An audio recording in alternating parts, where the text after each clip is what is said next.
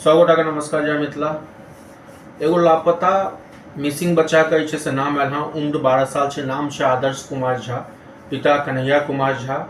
घर मकुनमा, पोस्ट चतरा, थाना खजोली, जिला मधुबनी। Pin code 847228।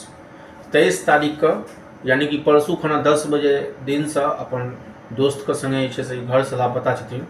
यदि अहाँ सब गोटा के यदि बच्चा के देखिए कतौ स्टेशन पर, बस स्टैंड या फिर खजूली के आसपास या जयनगर के आसपास या बाबूबढ़ी या मकुरमा के रहे वाला छथिन, थाना खजोली छै।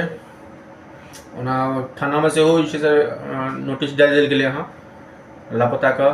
और प्लस जे छै से हमरो सब गोटा से आग्रह, नीचा में स्क्रीन पर हमर दुनू गोटा के नंबर चल रहा है। हमर नंबर यऽ, प्लस हमर सहयोगी अंजलि झा के नंबर यऽ।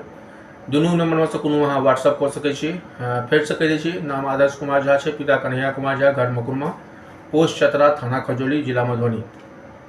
बच्चा का फोटो 23 तारीख का, फिर से कह दी 23 तारीख का 10 बजे दिन से ही बच्चा घर से लापता छथिन।